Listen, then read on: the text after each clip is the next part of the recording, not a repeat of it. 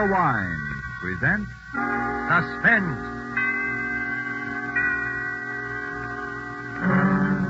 Roma Wines, made in California for enjoyment throughout the world. Salud. Your health, senor. Roma Wines toast the world. The wine for your table is Roma Wine, made in California for enjoyment throughout the world. This is the man in black, here for the Roma Wine Company of Fresno, California, to introduce this weekly half hour of Suspense.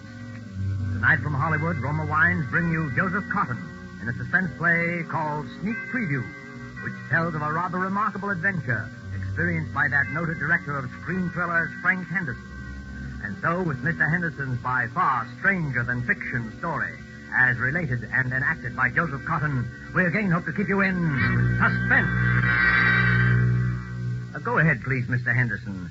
This all began, you say, 2 weeks ago? Yes, that's right. I just finished the final cutting and dubbing on my newest picture, Escape to Destiny. Think you'll like it, by the way. Lou Ellis says... Yes, go on. Well, I took the film east with me, and the first day I got there, we ran it in the projection room for a few of the boys in the New York office. They seemed to like it pretty well. Now that it's all over, and we're safe. Yes? Well, there's one thing that still worries me. What's that? It's Ruth. Will you marry me? John, that's the one thing I've known the answer to from the very beginning.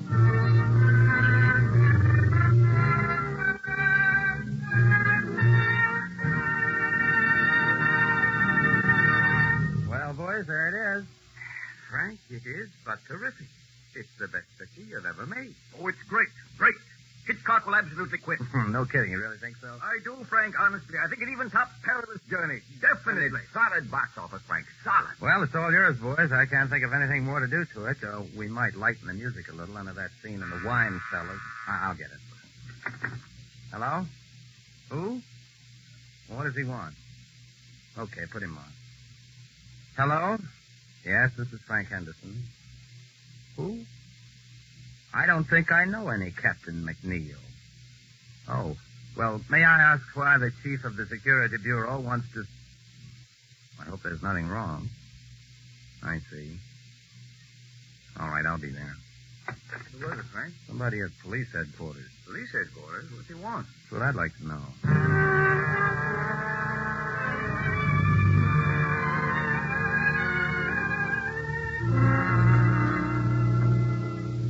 Well, Mr. Henderson, my secretary tells me you were a little mystified. Well, a little, I guess. You never heard of any Captain McNeil? Oh, no. It was just that I didn't think to connect you with the Captain McNeil. Very nicely put, Mr. Henderson. Very nicely put.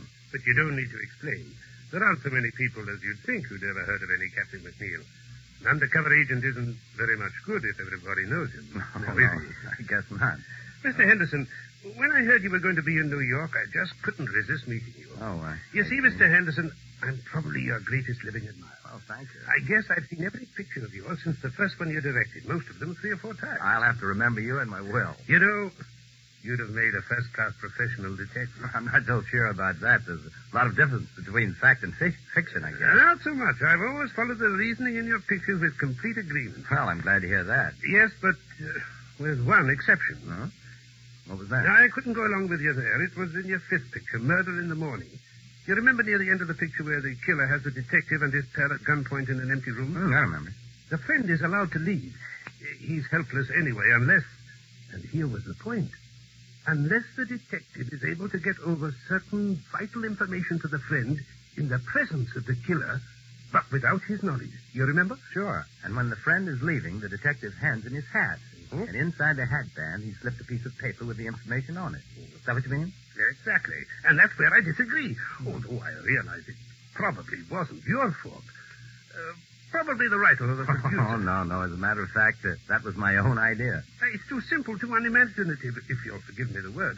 No intelligent criminal would allow a thing like that to happen right under his nose. But the way the thing was done, I thought... Even so, how is the friend to know that this paper is under his hatband? Oh, what do you see? It isn't something you're likely to notice. You don't look under your hatband every time you put on your hat. I know, but it's far too fetched.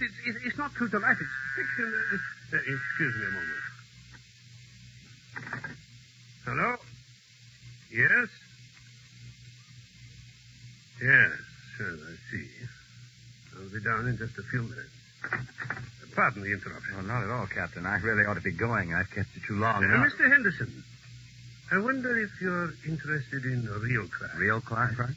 Have you ever seen an actual murderer? Well, you do make me feel like an amateur now.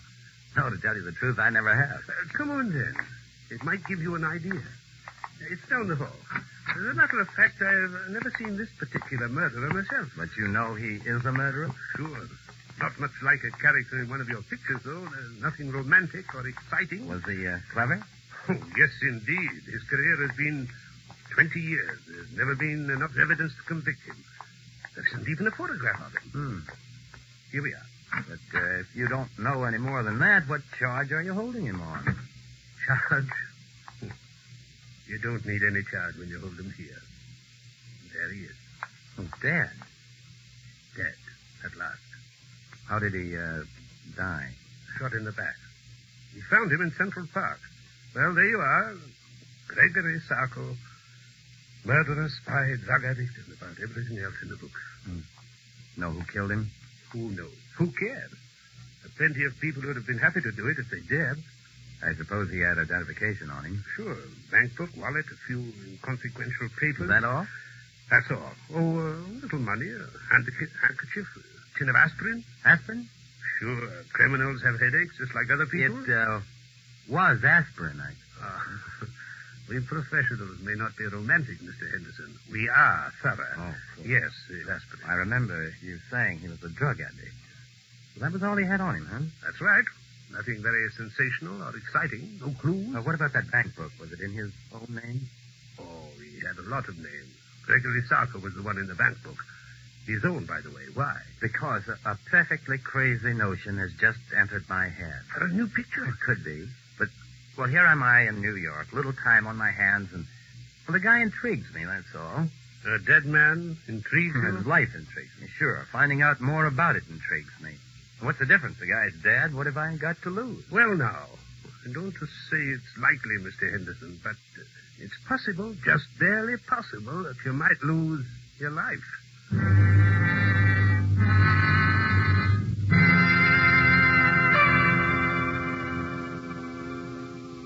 To change from a mood of suspense to one of carefree gaiety, let us wish ourselves away to Havana, Cuba, seated at a table in the fashionable Hotel de Nacional de Cuba.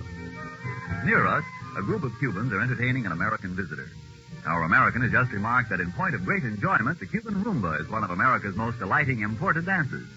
And then, raising his wine glass, the Cuban host responds, "Then we have perhaps discharged some part of our debt to you Americans for this wonderful tasting wine that gives us such great enjoyment. It is wine that Cuba imports from your faraway California. It is Roma wine." Americans didn't have to wait for wine connoisseurs of other lands to discover the greatness of California's wine districts, the superb quality of Roma California wine. So many millions made this discovery for themselves that Roma wines have long been America's largest selling wines. But these millions discovered something more. In Roma wines, they discovered an easy, inexpensive way to increase the delights of daily living. Yes, millions have discovered that Roma wines is a beverage on the table, and when used in entertaining, add charm of a special and wholesome kind. I told you Roma wines cost little. That's because here in America you pay no high import duty, no expensive shipping charges. 2, Roma wines are made in Roma's own wineries in the heart of choice California vineyard districts. So cost to you is only pennies a glass for R-O-M-A, Roma wines, made in California for enjoyment throughout the world. And now it is with pleasure that we bring back to our soundstage Joseph Cotton as movie director Frank Henderson and Robert L. Richards' sneak preview, a tale well calculated to keep you in suspense.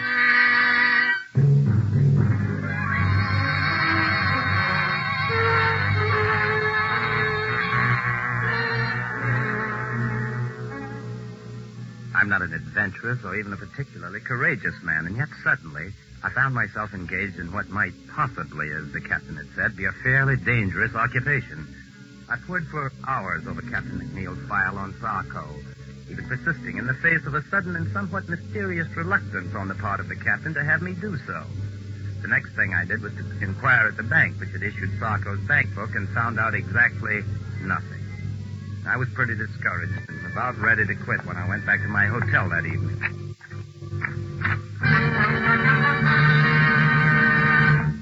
Would you mind closing the door, please? Thank you, Mr. Henderson. My name is Edward. How do you... Say, what's the big idea? No, Mr. Henderson. Keep away from the telephone. Are you threatening me with that gun? I regret it, Mr. Henderson. I deeply regret it, but unfortunately I cannot deny it. Listen, this whole thing is ridiculous and melodramatic. Mr. Henderson, why are you so interested in Gregory Sarko? Sarko? Yes, Sarko. Just what, if you will forgive a B-picture expression, is your racket? Racket? Oh, no, Mr. Henderson. I just like to make money, that's all. Look, Mr. Edwards, or whatever your name is, if it's any of your business, and I don't see that it is, my interest in Sarko is simple curiosity. I was talking with a Captain McNeil at police headquarters. He showed me his file on Sarko. Of that much I'm quite aware, sir. Well, if you know so much, what are you doing up here acting like a suspense radio character? It may sound silly to you, but it was just that I'd never seen a murderer before, alive or dead, and when I saw Sarko's body at police headquarters, I got interested. Mr. Henderson, would you mind repeating that? I said I got interested. No, you said you actually saw the body of Sarko? Sure. What's so terrific about that? Did you see his face? Of course. What did he look like? Iron gray hair, dark eyes. Yes. Mr. Henderson, we simply must reach an understanding. You've no idea what possibilities this opens for me. Well, I'm no mind reader. Mr. Henderson, may I have your word that you will do nothing unreasonable if I put away this gun? Okay. Thank you. I must administer my eye drops. My eyes are very bad. Perhaps you've noticed. I thought you might have a cold. No, nothing so simple, unfortunately. Congenital weakness. There we are. Now, Mr. Henderson, my interest in all this is very sordid, I'm afraid. Money, to the extent of, shall we say, $300,000. Nice, tidy little sum. Half of that sum could be yours, Mr. Henderson. You'll forgive me if I don't jump at such a handsome offer without knowing a little more about it. I might have realized, I suppose, that mere lucre was not paramount to one of your positions. Let's leave Paramount out of this. But, Mr. Henderson, it so happens that I can put you in the way of quite a bit of rather special information about Sarko. I shall write several of them down for you here. That's just fine. Write several of what down? Names, addresses, places where you can discover what you want to know. Okay, what's the catch? Mr. Henderson, you must trust me. What do you want? I want very little. But when you've seen these people, and when what they tell you suggests that there is still more to know, come to see me. I've written that address down, too. Good night, and good hunting.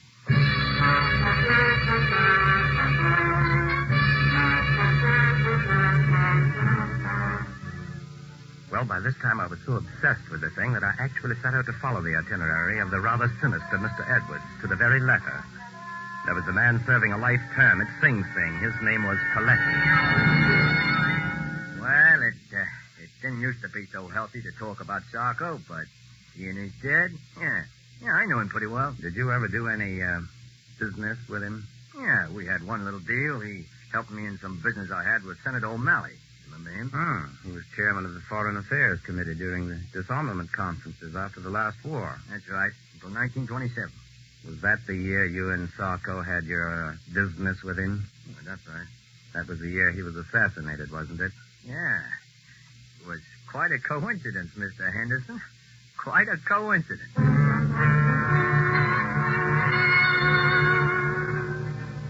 Sarko, huh? I just hope he didn't die easy. I don't think he did from the looks of him. Maybe there is some justice after all. Are you quite sure he was a drug addict? Huh. How do you think I first learned to take the stuff? At the convent?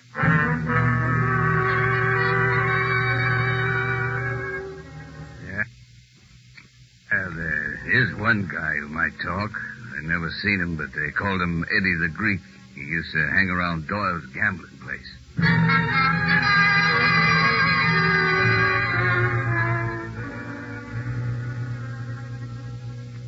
You'll see, Mr. Henderson, it all turned out rather well from your point of view, didn't it? In a way. But there are a few little pieces of the picture still missing, eh? You see, that's why I dared hope that you'd come back to see me. That's fine. What about Eddie the Greek? Oh, yes, Eddie the Greek. I hope it won't be too great a shock if I have the strong impression that Eddie the Greek is one of your pseudonyms, Mr. Edwards. Oh, very good, Mr. Henderson, very good indeed. Yes, I have been called that on occasion. Then what's the idea of the wild goose chase? You're supposed to know more about Sarko than anybody. All in good time, Mr. Henderson, all in good time. At the moment, there is a rather more pressing matter. No, is there? Oh, yes. There is a little matter of the $300,000. Look, I'm in a business where they pay pretty good dough, but nobody can earn $300,000 just overnight and be on the level. But, my dear Mr. Henderson, there is no question of earning. Okay. You tell me. Well, it's really quite simple, Mr. Henderson. With the information you possess, together with the information I possess, there is a very liberal and sensible gentleman of my acquaintance who will give us $300,000. Blackmail, huh? Oh, but what possible objection can you have to the transfer of $300,000 from the pocket of one scoundrel to the pocket of another? None, I guess, except that I just don't want to have any part of it. Oh? Not even if it meant your coming into the possession of the final, and I might say, the most sensational part of your missing information about Sarko? How do I know you can supply it? Well, I have something here in my desk which I think you might consider sufficient proof. Oh, yes, here it is. A photograph. But before you look at the face, read the writing across the bottom, please. To my good friend Gregory Sarko from Count Orlando Montecero. He's a quite famous Spanish gentleman, except that lately he's been engaged in some really very subversive activity in South America. Another face, please. But it's Sarko. Rather, shall we say, it is the man whose body you saw at police headquarters. But are you positive? Of course I am. Would you be so good as to write a few words to that effect across the face of the picture? Why? Because I must be sure. And even on our brief acquaintance, Mr. Henderson, I know that you would not write anything above your signature that was not absolutely true. Sure, if it'll make you feel any better, it is true. Here. So, now you see it, Mr. Henderson. You saw this body, you alone, except for one or two police officers with whom I confess it is a little difficult for me to deal. And the body is not that of Sarko. And the real Sarko? Is alive and quite well, I'm happy to say, and here in New York. How could I meet him? Oh, you will meet him, Mr. Henderson, when he pays us the $300,000.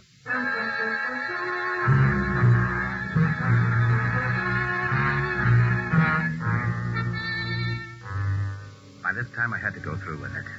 I could see the whole thing on film. What a thriller. I left everything in the hands of Mr. Edwards. The meeting was arranged at a hotel room, the hour 8:30. And there we waited for the man I'd traced all over the underworld of New York. The murderer, spy, dope peddler, Gregory Sarko. Not nervous, are you, Mr. Henderson? Aren't you? A little. Yes, I must confess. Our visitor this evening is not what you might call an easygoing man. But we will not be murdered. No, we will not even be followed, at least not successfully. Where do you go from here? To my little apartment where you met me. The safest place in all New York.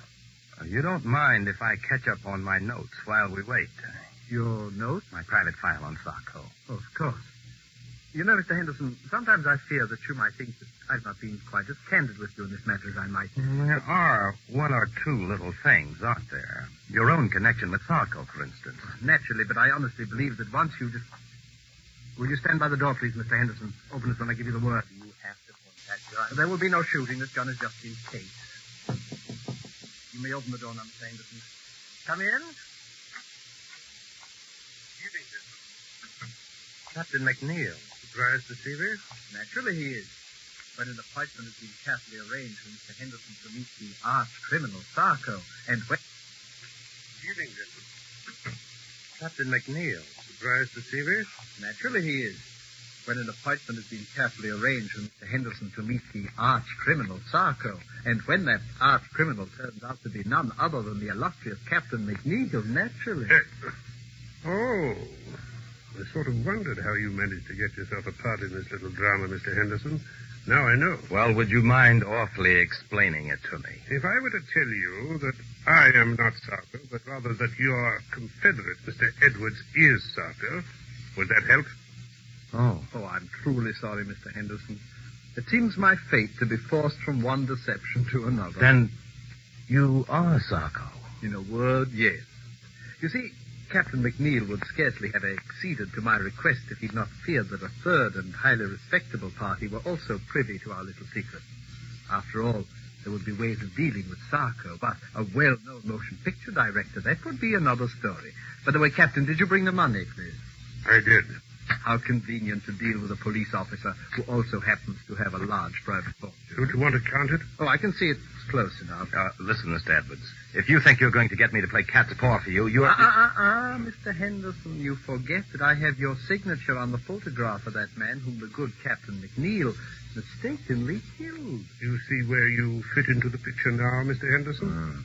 And not a very pretty picture either. Yes, it would be most inconvenient for Captain McNeil if it were known that he had accidentally liquidated the good Count Montresero. Even though, from a patriotic standpoint, it is undoubtedly an excellent thing that he did. But there might even be international complications, might there not, Captain? Mr. Henderson, if I'd only resisted the temptation to show you that body. If only you had, Captain McNeil. You'll forgive me, gentlemen, if I administer my eye drops. My eyes seem to grow worse as my fortunes grow better. And you'll forgive me if I leave now? Perhaps someday there'll be another meeting. It could happen. Yes, who knows? Your hat, Captain McNeil. Thank you. Good night. So you're the great Sarko, eh, Mr. Edwards? You see why I could not tell you before. Believe me, I wish to, if only because your interest was so flattering. You know, he'll catch up with you someday, Mr. Edwards. Captain McNeil? Not as long as I can prove that he killed Count Montresero. By the way, was that just a sort of happy coincidence for you, or was it? Not quite. I had done some business with the Count, which had turned out rather badly. Oh, he was a pure Nazi agent, without doubt. In any event, I was in difficulties with the fellow, and I persuaded him that he could secure some very valuable information if he would appear in New York as Sarko, which he was unwise enough to do. And then you tipped off Captain McNeil that Sarko was in town. You're a pretty clever boy, aren't you, Mr. Edwards? Thank you, Mr. Henderson, thank you. And now may I suggest that we return to my little flat? We? Under the circumstances, Mr. Henderson, I believe it would be safer for both of us.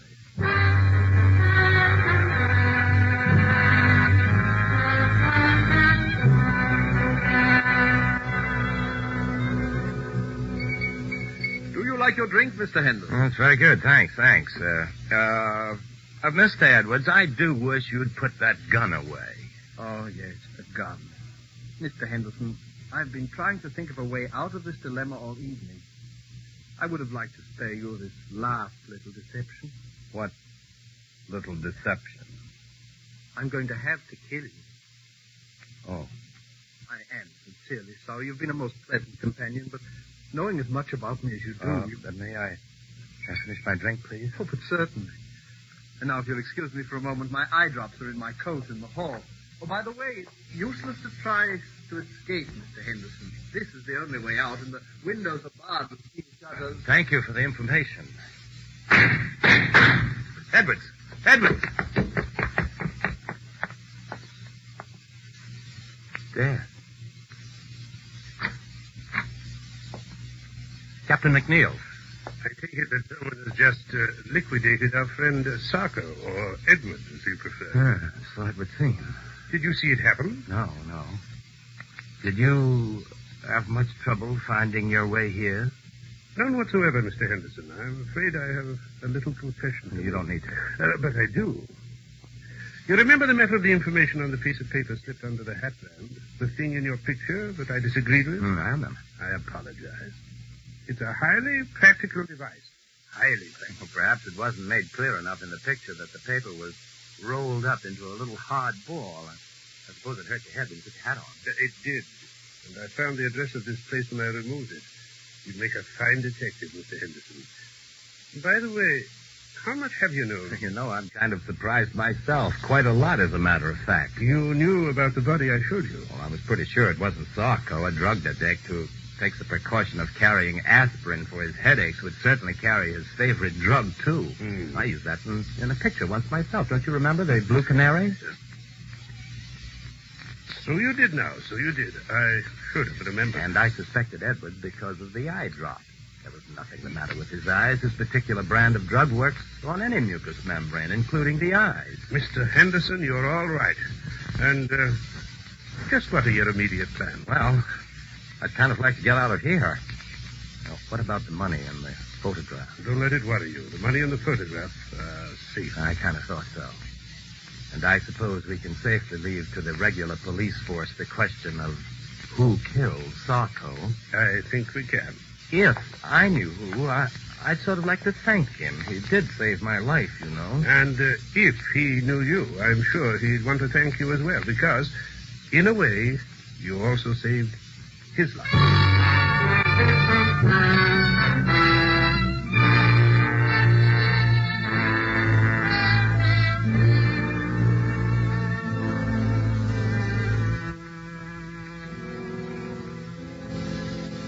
Well, that's about all there is to the story. Pretty exciting stuff. Be good material for one of your pictures, I'd think, Mr. Henderson. Yeah, sure it would, sure. For that dumb studio of mine, I called a big meeting just before I left New York, and I told this story, changing a few names and places, of course. And what happened? I don't know, Frank. It's a good story, but I don't know. Well, what's the matter? I think it would make a swell picture. Public would never go for it, Frank. It's too crazy. It's unbelievable. Yeah, I wouldn't buy it. You're entirely right, L.G. Don't make sense, Frank. A thing like that couldn't happen. Couldn't happen. Look, I'm telling you that Too arty, entirely too arty. Wouldn't gross a dime. And by the way, Frank, I wanted to talk to you about the new release. Where have you been? Me? Yeah, the last time we saw you beat it out of the projection room to see some cop, and nobody's heard a word from you for 2 weeks. Where you been? Me? Oh, I've been around.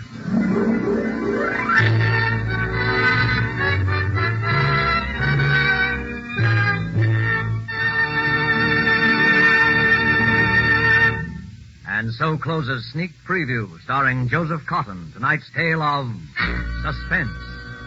Joseph Cotton, star of the Lockheed America Sealing Unlimited, appeared by courtesy of David O. Selznick, and will soon be seen in the all-star Selznick production, Since You Went Away. Did you know that these Roma Wine suspense dramas are setting a record for the millions of delighted listeners they are attracting? We want you to feel that by tuning in the suspense program every week, you can count on real radio enjoyment. Well, in just as dramatic style, the popularity of Roma Wines is also record-breaking, because Roma Wines are by far America's largest selling wines. Millions make sure of great wine enjoyment simply by asking for Roma Wines. Here's something else these millions have discovered. You don't need fancy glassware or a special occasion to enjoy these zestful, taste-delighting Roma California wines. Roma Wines possess lip-smacking flavor and zest because they come from Roma Wine's own wineries, right in the heart of the magnificent California wine grape district. And you can enjoy them as a daily delight, because the cost is only pennies a glass. Ask for R-O-M-A, Roma Wine, made in California for enjoyment throughout the world. This is Joseph Cotton. It's a great pleasure to join forces with this really excellent company whose business and pleasure it is each week to keep you in suspense. I know you'll want to be listening next week, as I will, when Sonny Tufts will be your star. Suspense is produced and directed by William Spear. Next Thursday, same time, you will hear Sonny Tufts in Suspense. Presented by Roma Wine, made in California for enjoyment throughout the world.